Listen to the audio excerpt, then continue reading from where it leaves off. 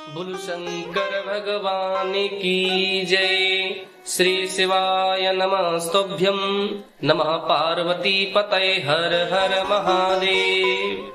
नमस्कार मित्रों, आज आपका एक बार फिर से स्वागत है हमारे चैनल भक्ति प्रसंग में। आज हम आपको सुनाने जा रहे हैं सावन सोमवार की व्रत की कथा। आप सभी मित्र इस कथा को बड़ी ही श्रद्धा सहित और भक्ति भावना के साथ में श्रवण करिए। उससे पहले जो भी मित्रगण हमारे इस चैनल पर नया है, कृपया करके हमारे इस चैनल को जरूर सब्सक्राइब करें और बेल आइकन दबाना बिल्कुल ना भूलें।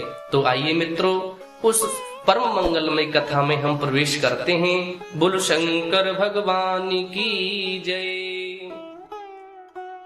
एक नगर में एक बहुत धनवान साहूकार रहता था, जिसके घर में धन की कोई कमी नहीं थी। परंतु उसको एक बहुत बड़ा दुख था कि उसके कोई पुत्र नहीं था। वह इसी चिंता में दिन रात लगा रहता था। वह पुत्र की कामना के लिए प्रत्येक सोमवार को भगवान शंकर जी का व्रत और पूजन भी किया करता था। सायंकाल के समय भगवान शिव जी के मंदिर में जाकर शिव जी के समक्ष दीपक भी जलाया करता था। उसके इस भक्ति भाव को देखकर एक समय माता पार्वती जी ने भगवान शंकर से कहा कि हे प्रभु, यह साहूकार आपका अनन्य भक्त है और सदैव आपका व्रत और पूजन बड़ी ही श्रद्धा भावना के साथ में करता है। आपको इसकी मनोकामनाओं को अवश्य पूर्ण करना चाहिए। भगवान शंकर ने कहा कि हे पार्वती, यह संसार कर्म क्षेत्र है। जैसा किसान बीज बोता है, उसी प्रकार से वह फल को प्राप्त करता है। उसी तरह मनुष्य इस संसार में जैसा कर्म करता है, वैसा ही उसे फल की भोग प्राप्ति होती है। पार्वती जी ने अत्यंत आग्रह से कहा कि हे प्रभु, जब यह आपका अनन्य भक्त है और इसको अगर किसी प्रकार का दुख है, तो उस दुख को अवश्य ही आपको दूर करना चाहिए, क्योंकि आप सदैव अपने भक्तों पर दयालु होते हैं और उनके दुखों को भी दूर किया करते हैं। यदि आप ऐसा नहीं करेंगे तो मनुष्य आपकी सेवा तथा व्रत करना छोड़ देंगे।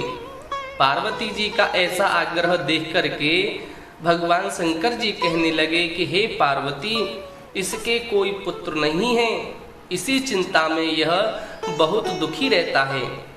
इसके भाग्य में पुत्र न होने पर भी मैं इसको पुत्र की प्राप्ति का वरदान देता हूँ, परंतु यह पुत्र केवल 12 वर्ष तक ही जीवित रहेगा। इसके पश्चात वह मृत्यु को प्राप्त हो जाएगा। इससे अधिक मैं और कुछ इसके लिए नहीं कर सकता। यह सब बातें साहूकार श्रवण कर रहा था। इससे उसको न तो कुछ प्रसन्नता हुई और न ही उसे कुछ दुख हुआ। वह पहले जैसा ही शिवजी भगवान का व्रत और पूजन करता रहा। कुछ समय व्यतीत हो जाने पर साहूकार की स्त्री गर्भवती हुई और 10वें महीने में उसके गर्भ से एक अति सुंदर पुत्र की प्राप्ति भी हुई। साहूकार के घर में बहुत खुशियां मनाई गईं, परंतु साहूकार ने उसकी केवल 12 वर्ष की आयु जानकर अधिक प्रसन्नता प्रकट नहीं की और ना ही किसी को इस भेद के बारे में बताया। जब वह बालक 11 वर्ष का हो गया तो उस बालक की माता ने उसके पिता से विवाह आदि के लिए कहा, तो वह साहूकार कहने लगा कि मैं अभी इसका विवाह नहीं करूंगा, अपने पुत्र को काशी जी पढ़ने के लिए भेजूंगा। फिर साहूकार ने अपने साले अर्थात बालक के मामा को बुलाकर उसको बहुत सा धन देकर कहा कि तुम इस बालक को काशी जी पढ़ने के लिए ले जाओ और रास्ते में जिस स्थान पर भी जाओ, यज्ञ तथा ब्राह्मणों को भोजन कराते जाना।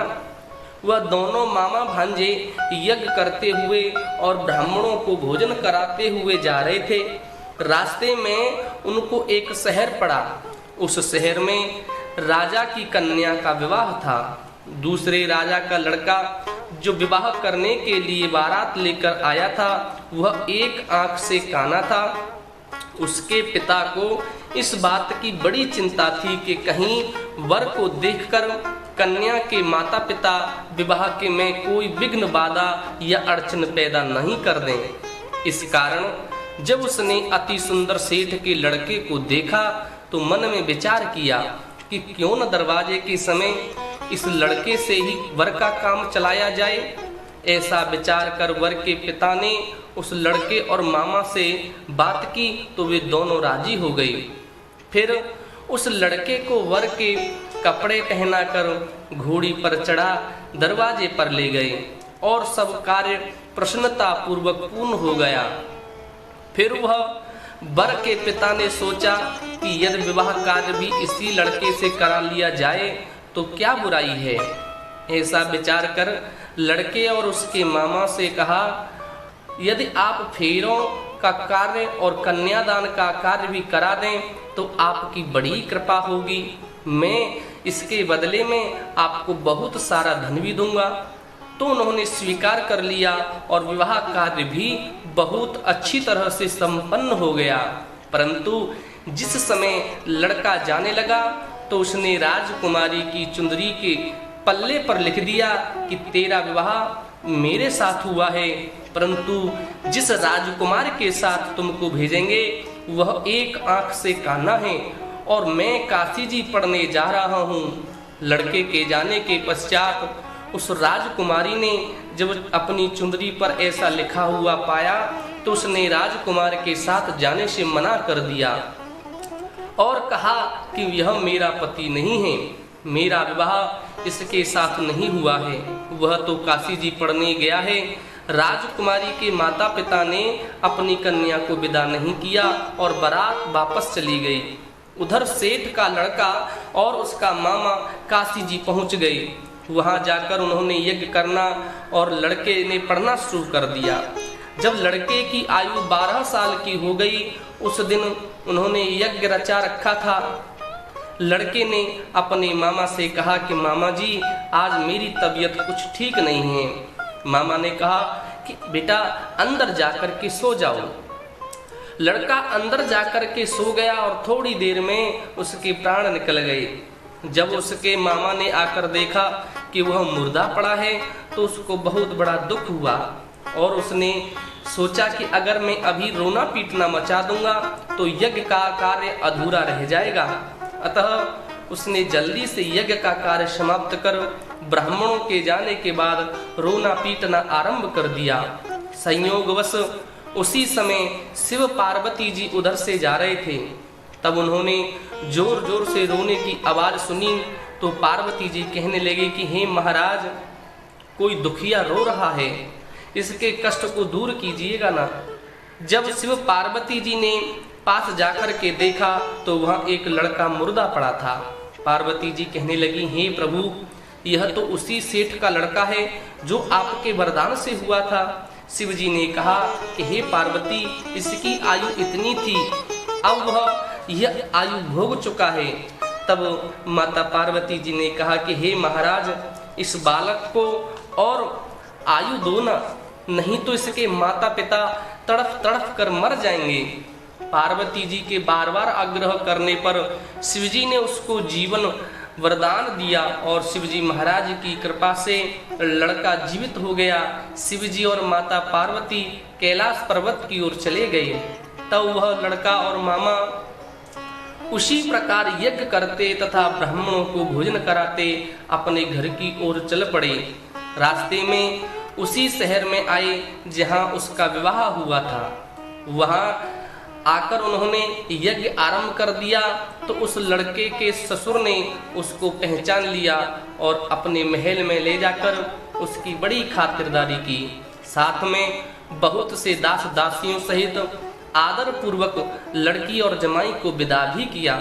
जब वह अपने शहर के निकट आए तो मामा ने कहा कि मैं पहले तुम्हारे घर जाकर खबर कर आता हूँ। जब उस लड़के का मामा घर पहुंचा तो लड़के के माता पिता घर की छत पर बैठे थे और ये प्रण कर रखा था कि यदि हमारा पुत्र सकुशल लौटा आए तो हम राजी खुशी नीचे आ जाएंगे, नहीं तो छत से गिर करके अपने प्राण खो देंगे।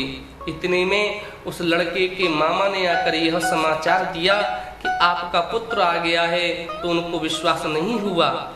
तब उसके मामा ने शपथ पूर्वक कहा कि आपका पुत्र अपनी स्त्री के साथ में बहुत सारा धन साथ लेकर के आया है।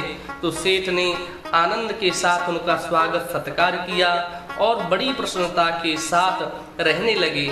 इसी प्रकार से जो कोई भी सोमवार के व्रत को धारण करता है अथवा इस कथा को पढ़ता या श्रवण करता है, उसकी समस्त मनोकामना पूर्ण होती हैं और भगवान शंकर का आशीर्वाद प्राप्त होता है। बोल शंकर भगवान की जय।